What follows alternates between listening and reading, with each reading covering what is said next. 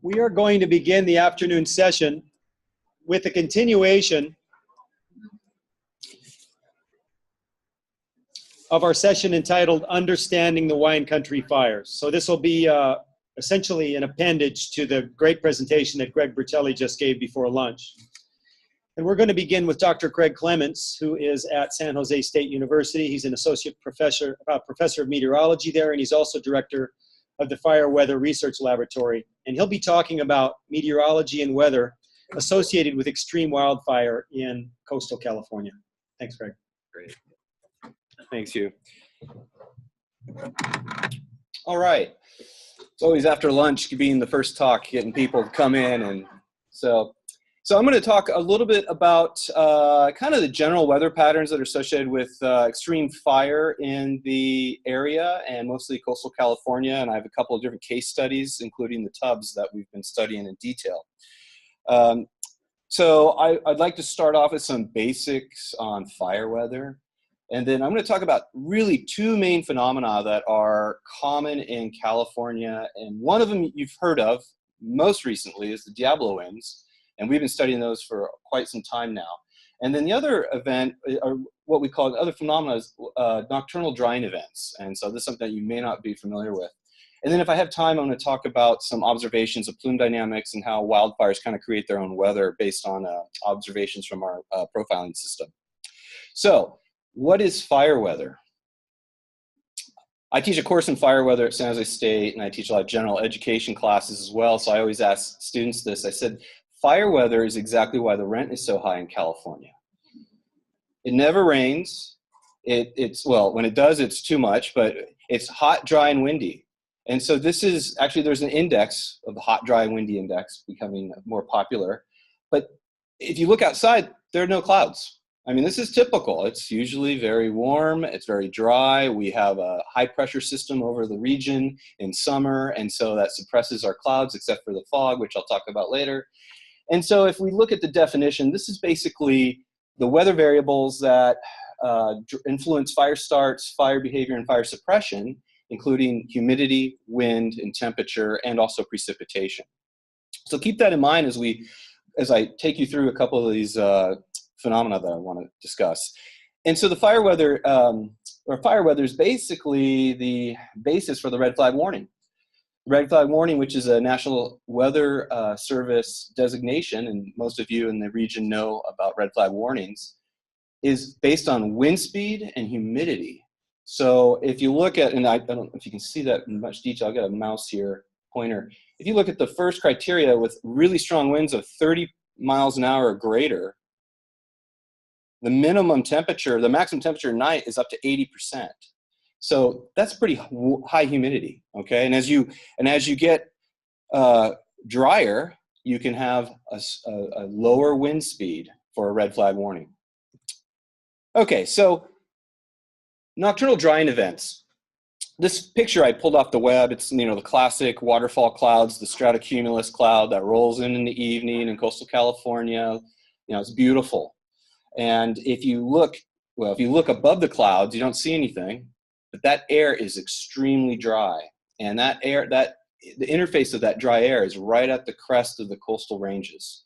And so we define a nocturnal drying event as a weather situation that occurs at night in elevated terrain with humidity lasting basically more than 6 hours of less than 10%, and it happens a lot. So usually at night, you think the temperature goes down, the humidity goes up, and so fires lay down, such and such.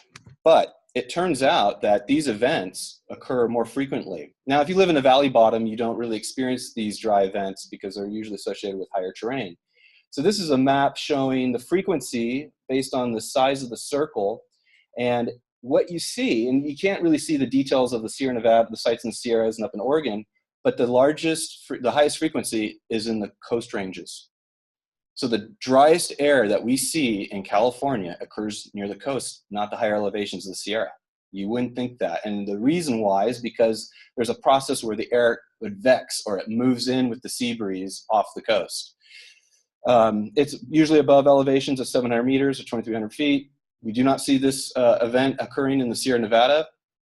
And it doesn't occur in Northern California as much.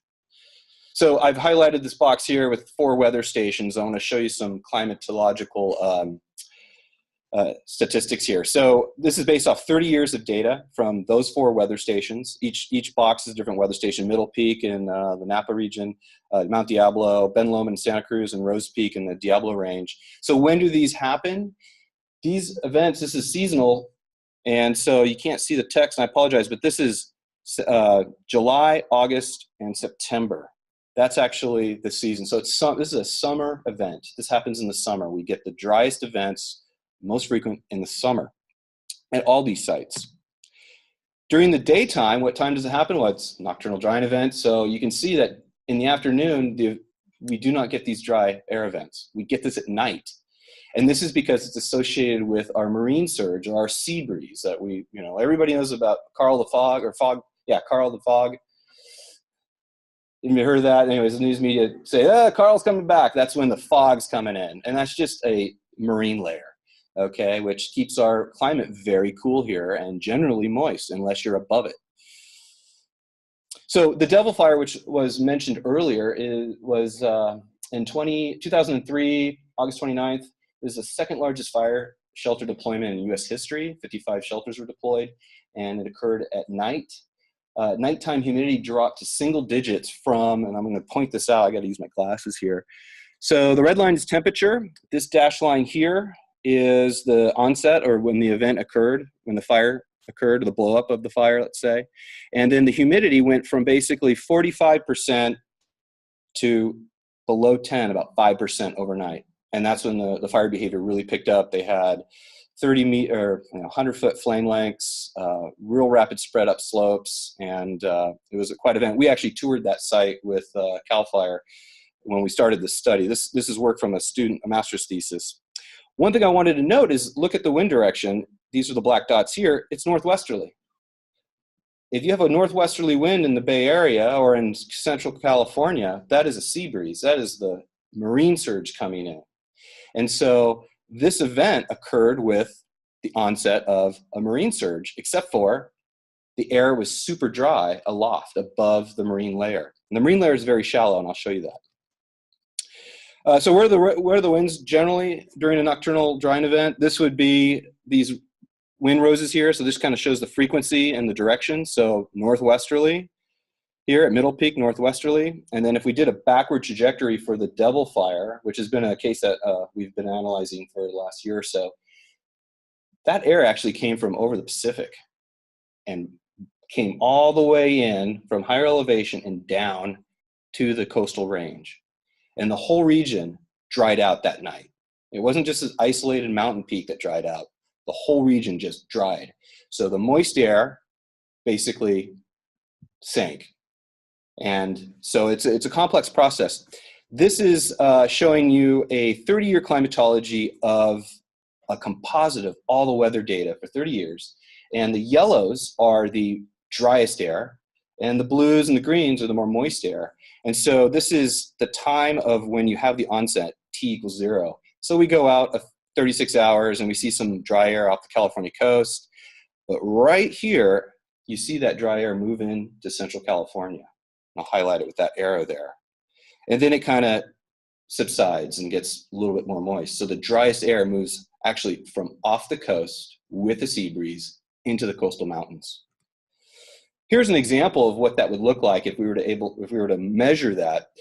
I'm going to show more LiDAR data later, but this is it's a radar that's based on a laser beam, and we have a truck mounted, and we take the wildfire. So we basically drove over Pacheco Pass there, and what you see is this yellow is a lot of pollution and aerosol and dust and probably salt aerosol from the sea marine layer. And up here in this layer, it's very clean and dry, and that's the air that's moving in with the sea breeze, and it penetrates over the mountains and down, and it actually flushes out the Central Valley. This is Los Banos is here, and so this is that aerosol in the Central Valley, but it's very clean on the lee side of Pacheco Pass. And so that dry air above the marine layer, the marine air gets kind of stuck in the terrain. That dry air is able to flow up and impact the mountain ridges.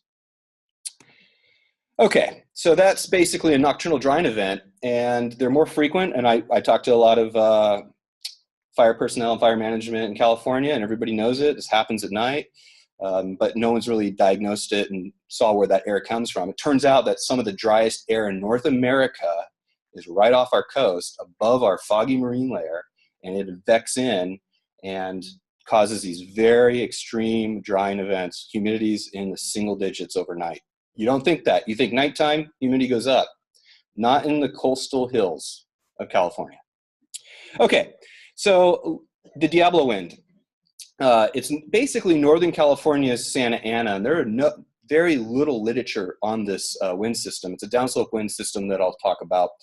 This is just a picture I pulled off the internet from the Tunnel Fire, Oakland Hills Fire, that happened in '91. It turns out the terminology of Diablo wind came from this fire. It was Jan Null at the National Weather Service who coined the phrase Diablo wind, because as meteorologists, we name winds from where they come from. So the north wind, it's the wind that came from the north. The south wind, the southerlies, are from the south.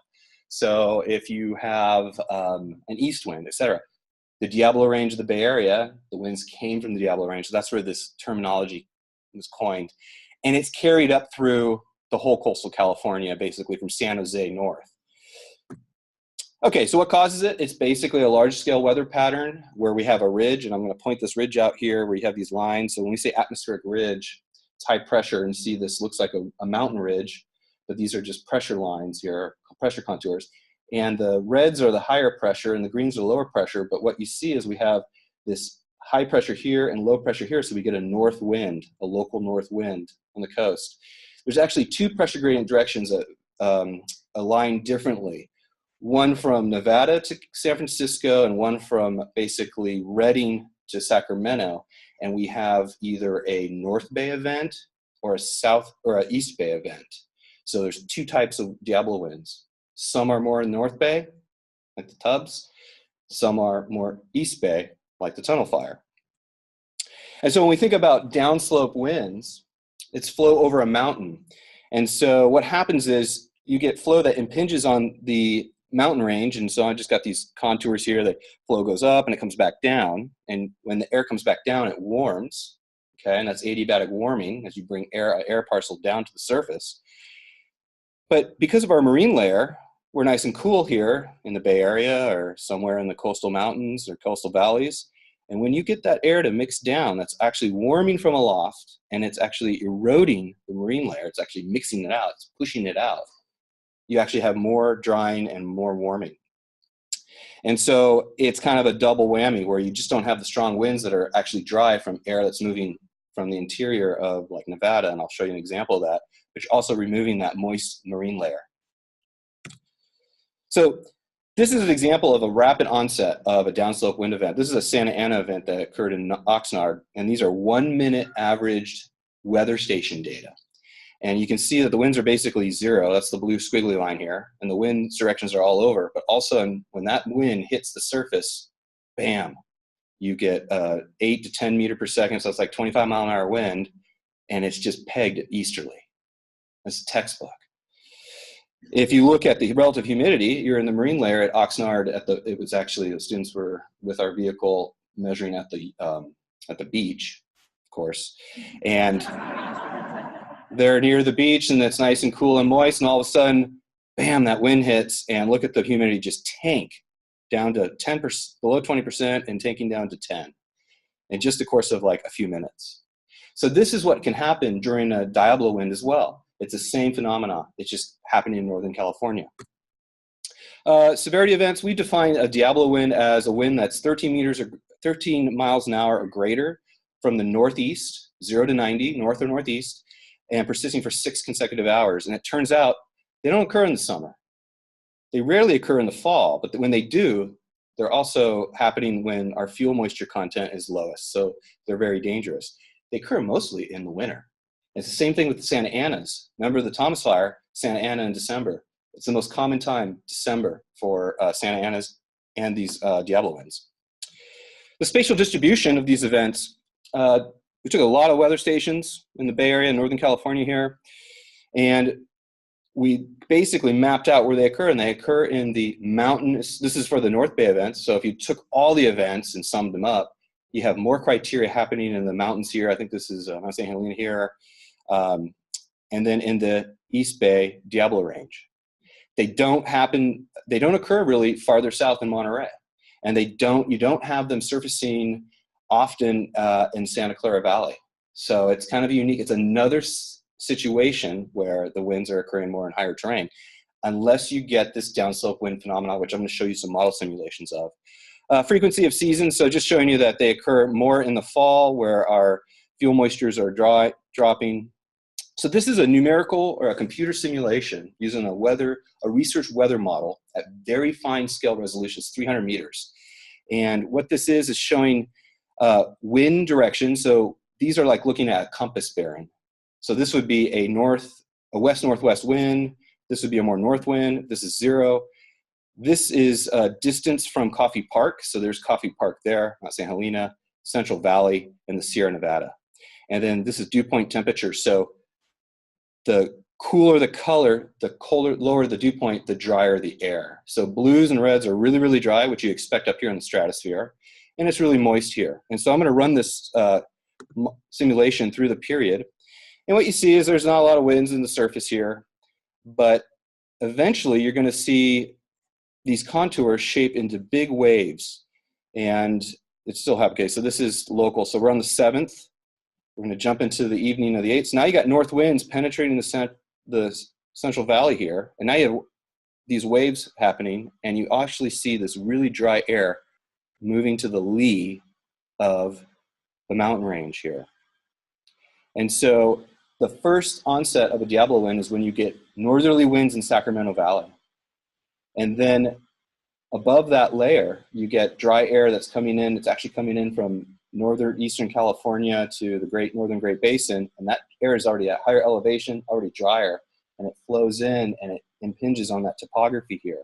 So we have, look at these easterly winds. They're not very strong in this 1 second here, but if we go back, I don't know if I can, there we go. Stop, there. Okay, so this is on the 8th at 8 p.m., so just before ignition of the tubs. And so you can see real strong downslope winds. These are northerly at this direction. And we have the drier air. Look at the drier air comes down. This is looking at the winds.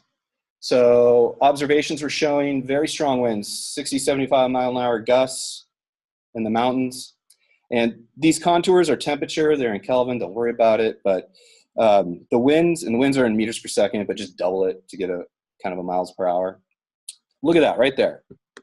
Oh man, I don't know if I can stop this one. It's not letting me stop. You can see this area here, the blue. That's like 0 winds. This is the mountain wave. The strongest winds are in the lee of Mount St. Helena there. And look, it's lifting off the surface. Okay, this is probably going to repeat. Now we're at the 6th. So this is nighttime. And when you see the strongest winds are at the surface because it's a mountain wave. And so that downslope windstorm is showing, this simulation is showing that this air is flowing up over there. It is. And you can see regions along the surface there where it was 0. And I'll show you a little bit more. So now you've got real strong wind just all across the whole region where the fire occurred. Really strong winds. We're talking 25 meters per second. It's like 50 mile an hour winds. So those winds wouldn't occur if it didn't have the mountain. Okay, so we had a northeasterly wind.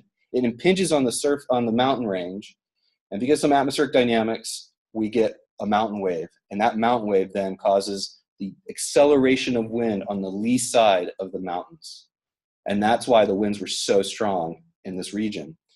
Right there. I mean, this is a textbook mountain downslope windstorm. And there's some waves and wiggles. Those waves and wiggles actually have some meaning because if you get into a region where there's 0 wind at the surface, and I think we came up here on the Friday after it was Monday night, so next day, and that Friday there was another Diablo wind event forecasted, and we brought our wind profiler up. And where our team set up, I think it was Fountain Grove, there was no wind that night. But 30 miles away, they could actually see different fires like setting up. So it's very localized as well. Okay, let's go to 3 a.m. on the 9th. This is when that fire had just gotten through Coffee Park, and that is at 0 here. And what you see is that the winds lifted from the surface at about that time. Winds were ripping through that area from reports and such, but eventually those winds lifted. And it has to do with the fact that the winds that occurred in the region were a downslope windstorm, the Diablo wind, and over time the dynamics change, and so you get winds that may lift off the surface. It may be really, really windy upstream, as it is here, only 5-6 kilometers. And again, we have to validate this, but this is a numerical simulation that seems to fit, and you have very shallow flow here, and you have these waves. And so it is a very dynamic situation where you may have zero wind at the surface, and then a couple miles later, downstream or upstream, you have very, very strong winds. And that's indicative of a downslope windstorm. Perfect. Okay, so those are the two main phenomena that affect extreme fires in Northern California or coastal California. What I want to move on to now is just basically the idea of what we do in the Fire Weather Research Lab at San Jose State is we go to active wildfires with our mobile atmospheric profiling system. And the reason to do that is we're trying to collect observations of how the atmosphere reacts to large wildfires and how the fire behavior on large wildfires reacts to the atmosphere. And so we want to collect a comprehensive data set so we can test the next generation fire behavior models. And these models are actually coupled fire atmosphere models. So you have an atmospheric model, like a weather model, coupled with a fire spread model. And so we have this platform. It's a truck. It's got a bunch of stuff on it. And we can point this laser-based radar to some fire plumes. And so, for example, here's one that's in Fort Hunter Liggett, so Central Coast. And then all of a sudden that fire does this. You get a rotating column, happens in an instant. The LiDAR allows us to just probe that and scan it. And we can actually, blues are winds going towards the LiDAR, reds are going away. And so you see reds and blues together coupled. So that's basically like a tornado-like circulation or a vortex. So that's right here. And so you can see that rotation in that column. So it allows us to see a lot of things that you can't really detect with the naked eye. Here's a plume. I think this is the Bully fire. And you can see it punching through, and that dashed line represents the temperature inversion, the marine layer. And you can see the winds, the smoke is blowing away this way, below in the marine layer. But then as the smoke punches up and comes back down, it comes back down on that layer, and you can see it just kind of spreading out in the opposite direction. So we have all this type of wind shear that is occurring, which makes the smoke transport and the circulations quite complex. Here's just some fixed images real quick, second to last slide here, of the Wragg fire that we were on. And you can see it again, this is like one scan. So what you're seeing is a slice through the atmosphere with the LiDAR. And then it goes back up. And so we can actually observe all the details of the smoke and the winds inside the smoke column. And so where's all the smoke? It's actually trapped below that layer. And you can see the plume punch through, goes up a little higher, goes up a little higher, and then comes back down. But most of the smoke stays within this marine layer where the stability is more stable. Okay, so this is kind of a plug. We've been funded by NSF to purchase a scanning Ka band radar. This is a cloud radar, and it's tuned for wildfire research. And so we're going to have the only mobile Doppler radar in the Western U.S. And so it's a Ka band, so it sees through smoke plumes at high resolution, and it's going to arrive here probably in pretty soon. So anyways, we're going to get better tools to observe fire apps interactions on active wildfires in the next year. So in summary, basically nocturnal drying events are a common phenomenon in the region. The source region of extremely dry air is associated with large-scale subsidence over the northern Pacific. That's where it's a source. That dry air exists in a canopy above the marine layer, and they both move inland together overnight. And if you're above that layer, above the threshold, you're going to have single-digit humidity. If you're below it, you're going to have high humidity. Diablo winds or downslope winds, they have a downslope wave-like structure, and they form in the lee of the coastal ranges when we have a north or northeast wind. The Diablo winds are more frequent in winter than fall, and their presence in fall presents extreme fire danger. And if we're in a drought or dry conditions in the winter, they can be extreme during the winter as well. The numerical simulations that we've conducted of the Tubbs fire indicate that the surface winds decrease due to the mountain wave structure, so we can see that propagate along the downstream edge of the mountain range. And this is ongoing work right now, so we don't really have it. And finally, red flag warning conditions can result from both onshore winds and offshore winds, and they're both associated with low RH. So even if you have a sea breeze and the marine layer is happening at your house, it could be extremely dry in the hills above. And so that's it, and just want to thank you, and you can follow us on Twitter or catch us on fireweather.org.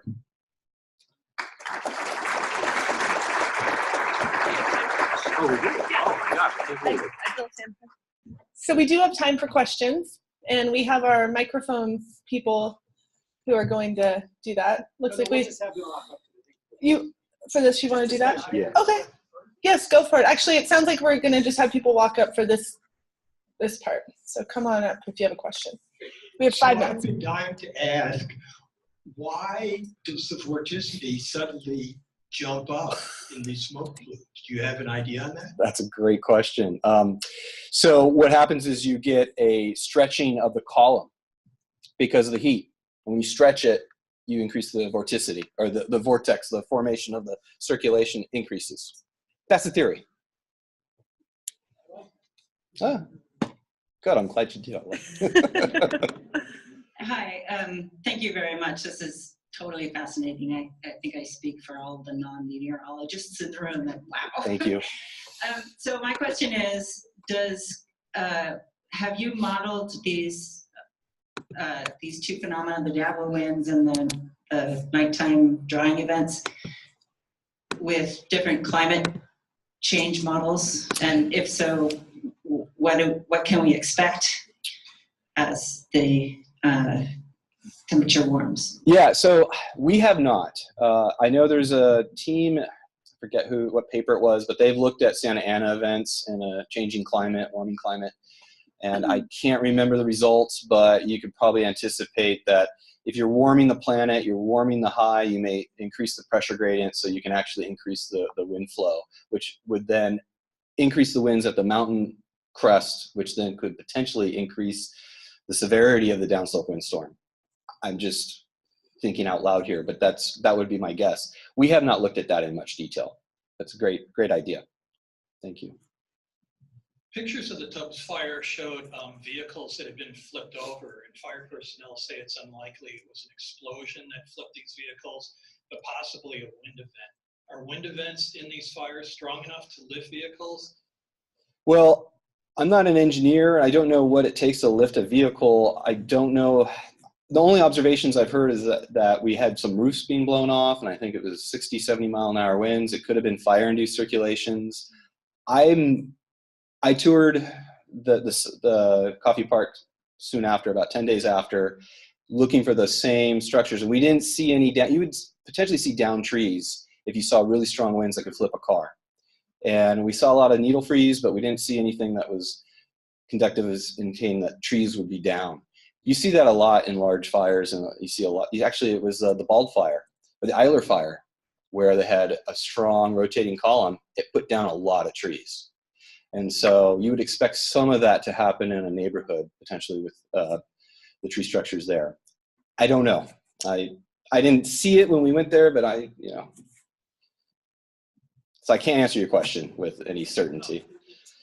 But it looks like the simulations are matching the observations in terms of 60 to 70 mile an hour winds at the surface.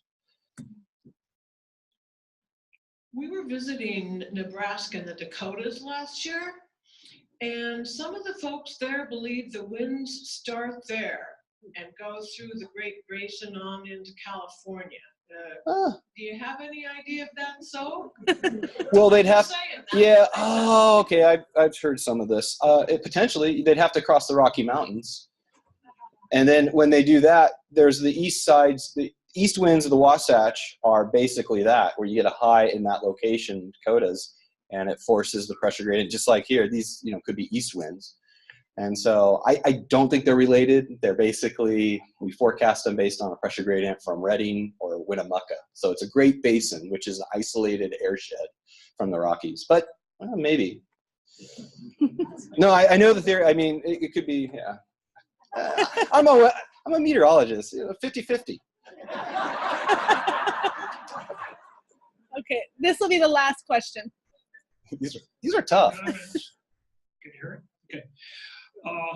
In the Mount Diablo area, we frequently have winds over 100 miles per hour. We had them the night of the Tubbs fire. I could hear the howling winds outside my window. I was parked to leave, and my eyes were burning, but there was nothing in between. There was a fire in Grizzly, just off of Grizzly Peak, which had spread, and they hit it with everything, or we would have been toast with no firefighters. I support the extreme winds. We get winds clocked at easily 100 miles per hour during the winter. Everybody in our homeowners association has problems with dry rot, no matter what the architect was. And there was a very interesting, up at Squaw Valley this year, they had a record high wind, which I think was hurricane force. Yeah, it was over 200. Same thing. I emailed the manufacturer when they published that. And one last thing, there was a photograph in the Chronicle about this big fire in Yolo some time ago. And you could see the smoke heading down and then taking a turn as it bumped into Mount Diablo and going out towards the Golden Gate Bridge. And you could see the tunnel effect of that. And in fact, where I live is right in that tunnel and the fire. So it also matters where the wind is heading, because there are no mountains. It goes right through the Golden Gate Bridge, and we get extreme fire winds because of that. Yeah, we actually, the weather station on Mount Diablo is ours, and we manage that. So it's. And why does it rain in the rain shadow sometimes? We're out of time. This is fire weather. That's rain. I don't know. It was raining on the other side of the fire, like the somehow condenses it. Oh, yep. There's processes like that. Thank you. Great. Let's thank Craig.